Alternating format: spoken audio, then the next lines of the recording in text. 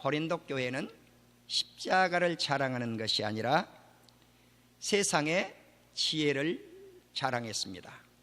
17절에 나오고 있는 말의 지혜를 자랑을 했습니다. 이 지혜를 헬라어로 소피아, 그렇게 기록이 되어져 있습니다. 필로소피아 그러면 뭔가요? 철학이죠. 그런데 소피아 그러면 지혜 또는 철학이라고 번역을 할 수가 있겠습니다. 근데 지혜는 두 가지 지혜가 있습니다. 하나는 세상의 지혜입니다. 이것을 오늘 본문 속에서는 말의 지혜라 그렇게 표현을 했습니다. 또 하나는 하나님의 지혜가 있습니다. 그래서 이 성경에 말의 지혜, 세상의 지혜가 됐건 하나님의 지혜가 됐건 원문 속에서는 소피아 아니면 소피안 이렇게 기록이 되어져 있습니다. 그러니까 그 소피안이 세상의 지혜인가 하나님의 지혜인가 할 때 앞에 어떤 주어가 붙어서 이제 소피아라고 하는 단어를 사용을 했는가, 하나님이라고 하는 주어를 써서 소피아라고 하는 단어가 기록이 됐다면 하나님의 지혜구나 라고 하는 것을 알 수가 있겠습니다. 그러면 왜 이렇게 세상의 지혜와 하나님의 지혜를 바울이 비교를 했는가 하는 그 이유는 고린도 교회가 세상의 지혜를 따라서 네파로 분파를 갖게 했습니다. 다시 말씀을 드리면 교회를 네 쪽으로 나누어 놓았습니다. 교회는 예수 그리스도 중심으로 하나가 되어야 되는데 고린도 교회는 네 파가 있었습니다. 하나는 바울파, 두 번째는 아볼로파, 세 번째는 게바파, 베드로파, 네 번째는 그리스도파가 있었습니다. 바울 하면은 고린도 교회를 개척한 인물이기 때문에 고린도 교회 성도들이 얼마나 바울을 사모했겠습니까? 바울이 개척을 해서 다른 곳으로 떠나갔지만 그를 잊지 못해서 바울의 이름을 중심으로 한 파를 형성해 놓았고, 그리고 아볼로는 당시에 최고의 학자라고 생각하시면 좋겠습니다. 그는 이집트 알렉산드리아 출신으로서 구약 성경에 능통했고 그 당시 지적 능력이 탁월해서 가장 엘리트 계층에 속한 인물이었습니다. 그러니까 아마 아볼로파에 소속된 인물들은 그 당시 많은 학자들이라든가 이러한 학문에 능통한 사람들이 몰려 있었지 않겠나, 그렇게 가정해 볼 수가 있겠습니다. 세 번째, 이 베드로 게바파는 유대인들 중심으로 율법주의자들이 아마 뭉쳐 있었지 않겠나 생각해 볼 수가 있겠습니다. 그는 예수님의 수제자로서 이제 정통파 유대주의를 이렇게 따랐던 인물로서 예수님을 이제 추종을 했던 유대인들이 좋아했던 이름입니다. 그 다음에 또 한 파는 그리스도파입니다. 그러니까 전자에 바울, 아볼로, 게바에 속하지 아니하는 사람을 그리스도파라고 지칭을 했습니다. 이렇게 네 파가 있었는데 이들이 이러한 파를 형성한 것은 하나님의 지혜를 따라서 분류를 시킨 것이 아니라 인간적 지혜를 가지고, 세상적 지혜를 가지고 분류시켜 놓았다고 하는 사실입니다. 바로 바울은 이러한 분파주의의 문제점을 지적을 하면서 자기 자신이 한 파 속에 들어가 있잖아요. 바울파가 있으니까 어찌 예수 그리스도께서 교회를, 성도들을 나누게 했겠는가? 바울 자신이 십자가에 못 박혀 죽었는가? 그렇지 않다는 것입니다. 또 바울의 이름으로 세례를 베풀었는가? 그렇지 않다는 것입니다. 그는 세례를 베풀기 위해서 이 땅에 오지 않았고 예수님을 믿지 않았고, 그리고 복음을 전도하기 위해서 예수 그리스도를 믿게 되었다고 하는 사실입니다. 그래서 성도들을 향해서 나 또한 여러분들이 한 팔을 형성하고 있는데 내가 중심이 될 수 없습니다 라고 하는 것을 고린도 교회 성도들에게 가르쳐주고 있는 말씀입니다. 그래서 우리는 이 말의 지혜, 그리고 그리스도의 십자가, 그리고 하나님의 지혜, 이 말씀은 서로 비교가 되는 말씀입니다. 다시 말씀을 드리면 말의 지혜와 그리스도의 십자가, 그리고 세상의 지혜와 하나님의 지혜, 이것은 서로 대비되고 있는 말씀이라는 사실입니다. 그래서 세상 지혜냐 하나님의 지혜냐 하는 것을 이제 어떻게 구분할 것인가, 이것은 조금 전에 말씀을 드린 대로 하나님의 지혜라고 하나님 자가 들어있으면 이건 하나님의 지혜구나, 말의 지혜 그러면 이건 세상적인 지혜구나 라고 하는 것을 알 수가 있는데, 고린도전서 1장 17절에서 3장 16절 마지막 절까지 약 16번 정도 지혜라고 하는 말씀이 들어가 있어요. 소피아라고 하는 단어가 들어가 있어요. 그러니까 이 단어 속에서 우리는 세상의 지혜인지 하나님의 지혜인지 구분을 해야 된다고 하는 사실이에요. 예를 들어서 말씀을 드릴 것 같으면 22절에는, 오늘 본문 22절에는 헬라인들은 지혜를 찾으나 이것은 하나님의 지혜를 의미하지 않아요. 세상 지혜를 의미해요. 그런데 24절에는 그리스도는 하나님의 지혜이니라, 예수님이 하나님의 지혜라는 거예요. 자, 우리는 지혜를 정의를 내릴 때 하나님을 경외하는 것이 지혜의 근본이다, 잠언에서 그렇게 말씀을 하죠. 또 하나님을 경외하는 것이 지식의 근원이라고 말씀을 합니다. 그러니까 그 지혜가 누군가? 우리 예수님이세요. 지혜가 누구신가? 하나님이세요. 자, 그래서 잠언을 읽다가 보시면 건축을 어떻게 했는가? 하나님의 지혜로 했다고 말씀이 나와요. 그러니까 우주 만물을 창조하셨을 때 무엇으로 창조하셨는가? 하나님의 말씀으로 창조하셨는데 그 말씀을 지혜로 묘사하기도 한다는 사실이에요. 자, 그렇기 때문에 우리는 이제 세상의 지혜를 따를 것인가 하나님의 지혜를 따를 것인가, 유대인들은 종교와 율법을 자랑을 했어요. 이것들이 세상의 지혜예요. 헬라인들도 마찬가지예요. 세상의 지혜와 세상의 철학을 자랑을 했어요. 이건 인간적 지혜란 말입니다. 헬라인들은 특별히 웅변술, 말을 잘하는 것, 또 수사학을 사용을 했어요.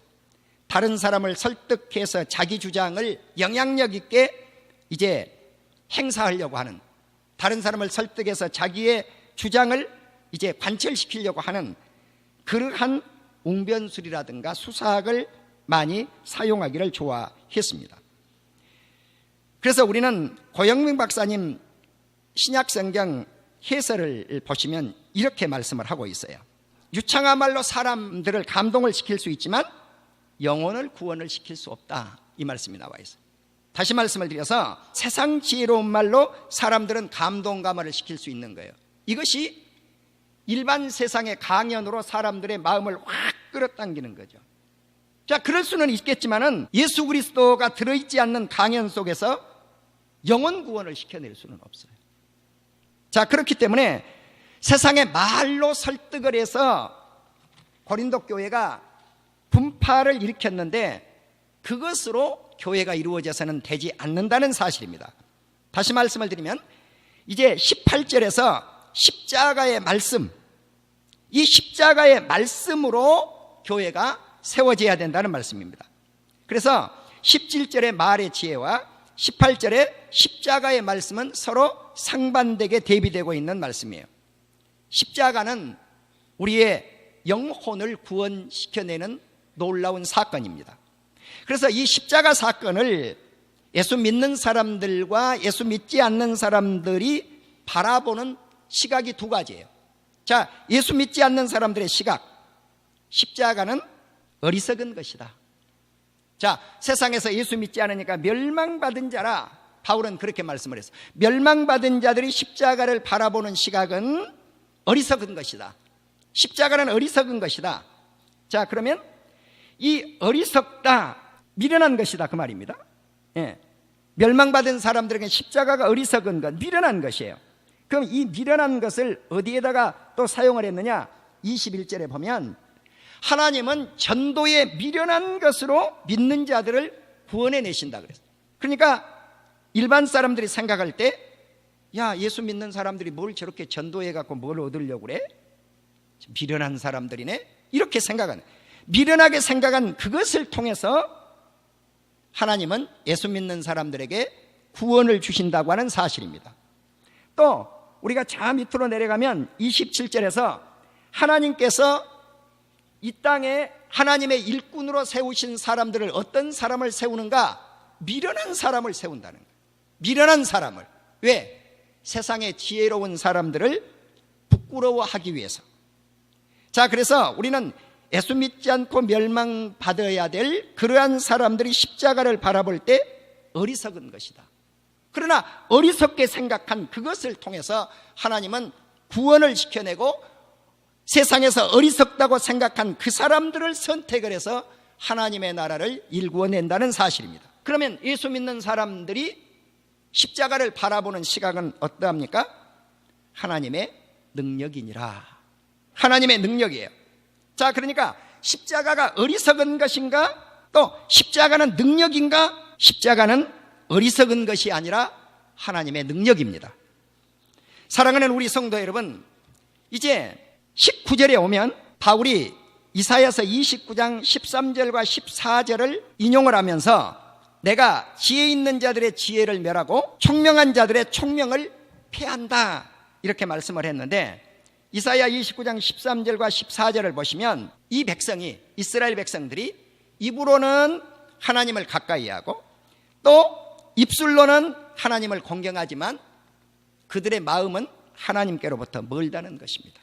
자, 그렇기 때문에 그들이 나를 경외함은 사람의 계명으로 가르침을 받은 것뿐이라는 거예요.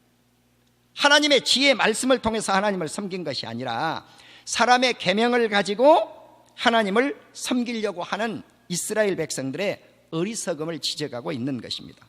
이제 이사야 29장 14절에 그러므로 내가 이 백성 중에 기이한 일을, 기이하고 가장 기이한 일을 다시 행하리니 그들 중에서 지혜자의 지혜가 없어지고 명철자의 총명이 가려지리라. 없어진다 그 말입니다. 사라진다 그 말입니다. 자, 그래서 우리는 이 말씀을 통해서 사도 바울이 20절에서 지혜가 어디 있느냐, 선비가 어디 있느냐, 변론가가 어디 있느냐라고 수사학적 기법을 사용을 하고 있는 것을 알 수가 있습니다. 헬라 철학자들은 지혜를 찾았습니다. 자, 그래서 지혜가 어디 있는가? 또 많은 율법 학자들은 율법의 선지자들이라든가 아니면 서기관들이라든가 이런 사람들을 선비라고 했어요. 선비가 어디 있는가? 우리말 성경은 선비라고 묘사를 한 거죠. 또 말 잘하는 사람들, 논쟁하기 좋아하는 사람들, 철학가들, 이런 사람들을 변론가로 말씀을 했어요. 자, 이런 자들이 어디 있는가? 다시 말씀을 드려서 이러한 지혜로운 사람들이 없다는 의미입니다. 세상의 지혜의 한계성을 고린도 교회가 세상 지혜를 추구하고 자랑하는 것을 책망하고 있는 것입니다. 자, 그렇기 때문에 세상의 지혜로 하나님의 지혜를 알 수가 없고 세상의 지혜로 묶여져 있는 고린도 교회의 분파주의에 대한 문제점을 지적하고 있는 것입니다.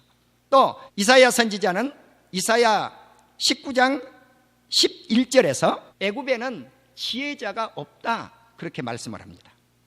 자, 마찬가지로 애굽에 지혜자가 없는 것처럼 고린도 교회에 지혜자가 그렇게도 없느냐는 것입니다. 자, 그래서 인본주의적으로 사람 중심적 지혜를 자랑하는 고린도 교회를 책망하고 있는 것입니다. 자, 그렇지만 십자가의 지혜는 인간의 지혜로 이해할 수도 없고 터득할 수도 없고 깨달을 수도 없고 인간의 지혜로는 구원을 받을 수 있는 길이 없다는 사실입니다. 21절 보시면 하나님의 지혜는 이 세상 지혜로 하나님을 알 수 없다라고 단언하고 있습니다. 하나님께서 전도에 미련한 것으로 믿는 자들을 구원하시기를 기뻐하셨도다. 전도는 선포하는 것입니다. 무엇을 선포합니까? 하나님의 말씀을 선포합니다. 그래서 바울은 로마서 1장 14절을 이하를 보시면 로마에 가기를 원했는데 길이 막혔어요. 무엇하기 위해서 갔는가? 헬라인이 됐건 야만이 됐건 지혜 있는 자가 됐건 어리석은 자가 됐건 복음의 빚진 자로서 그리스도의 복음을 전하기 위해서 로마에 가기를 원했습니다. 이 복음은 모든 믿는 자에게 구원을 주시는 하나님의 능력이기 때문에 그렇습니다. 그래서 복음에는 하나님의 의가 나타나서 믿음으로 믿음에 이르게 되나니 오직 의인은 믿음으로 말미암아 살리라. 아멘. 하박국 선지자의 말씀을 로마서 1장 17절에서 바울이 인용하고 있는 것을 알 수가 있겠습니다. 유대인들은 표적, 사인을 구합니다. 헬라인들은 세상의 지혜를 찾습니다. 자, 예수 믿는 우리 성도들은 무엇을 찾아야 되겠습니까? 십자가에 못 박히신 예수 그리스도를 전해야 될 줄로 믿습니다. 그래서 유대인들에게는 이 십자가의 복음이 꺼리끼는 거예요. 십자가가 꺼리끼는 거예요. 이방인들에게는 미련한 것이에요. 그렇지만 오직 부르심을 받은 우리 사랑하는 성도들에게 있어서 이 십자가의 복음은 예수 그리스도만이 우리를 죄로부터 구원을 시켜낼 수가 있는데 예수님은 하나님의 능력이고 하나님의 지혜라, 그렇게 말씀을 하고 있습니다. 예수님만이 하나님의 능력입니다. 그리스도만이 하나님의 지혜입니다. 자, 그렇기 때문에 하나님의 어리석음이 사람보다 더 지혜롭고 하나님의 약하심이 사람보다 더 강하다라고 말씀을 합니다. 예수 그리스도의 십자가와 부활은 전적으로 하나님의 은혜로 주신 선물, 우리가 믿음은 구원을 받는 것은 하나님의 선물이고 이 사건은 하나님의 은혜로서만 믿어지는 사건이기 때문에 그렇습니다. 자, 그런데 고린도 교회 안에는 구성 분포가 어떻게 되어 있었는가?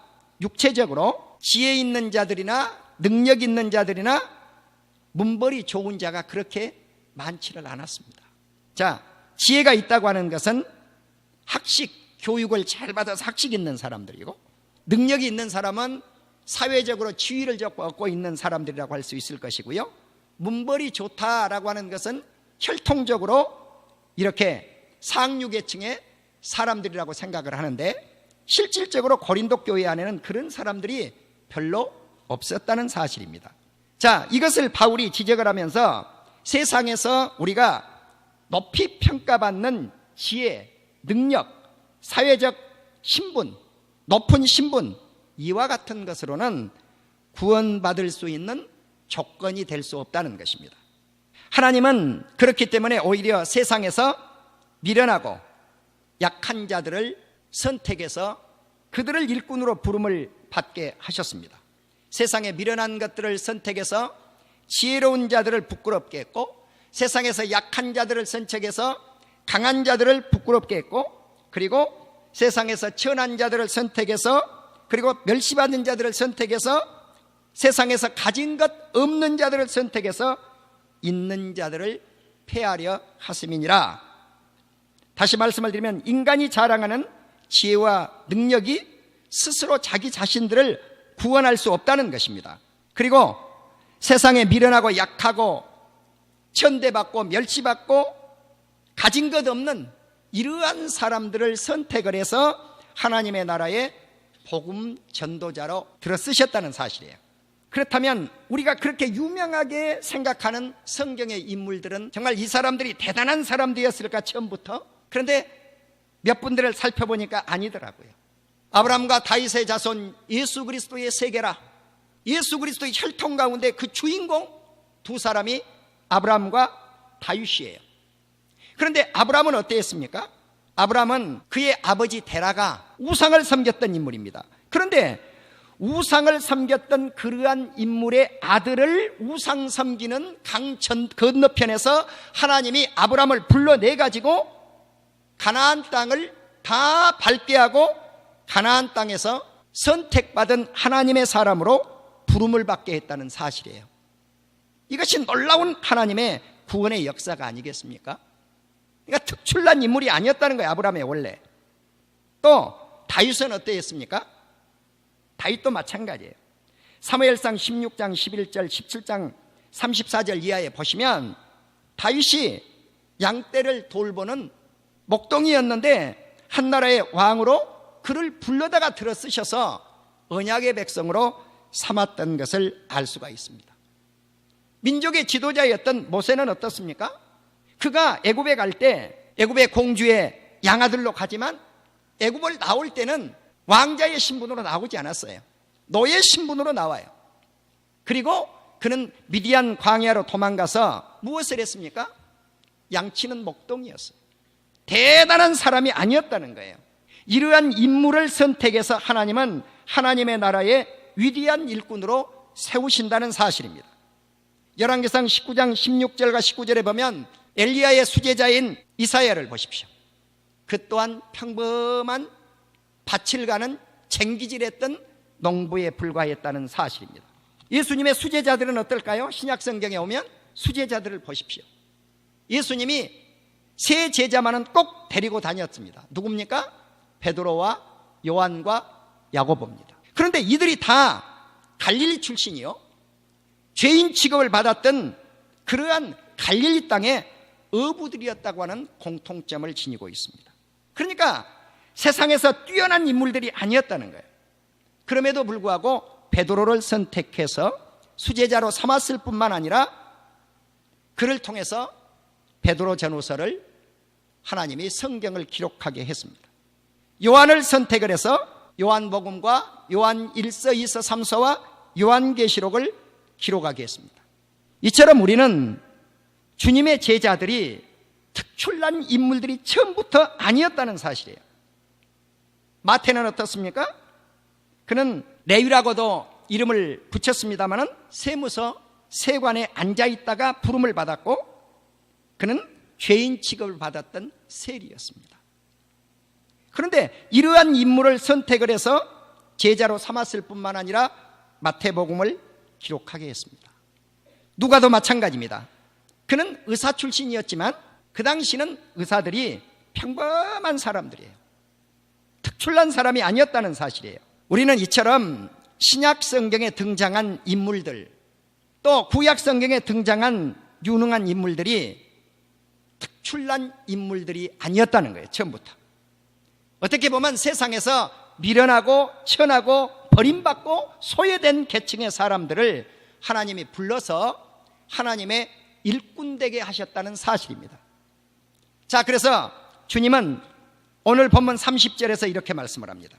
너희는 하나님께로부터 나와서 예수 그리스도 안에 있다. 그래서 우리가 하나님으로부터 지혜와 의로움과 거룩함과 구원이 되셨도다. 우리가 요한복음 14장을 보시면 예수님은 하나님 안에 있고 하나님은 예수님 안에 있고 예수님은 내 안에 있고 내가 예수 그리스도 안에 있으면 하나님이 내 안에 있는 것이니라. 아멘. 그리고 하늘로 승천하시면서 보혜사 성령을 너희에게 보내어 주시겠다라고 말씀을 합니다. 그러니까 우리 안에 누가 임재하십니까?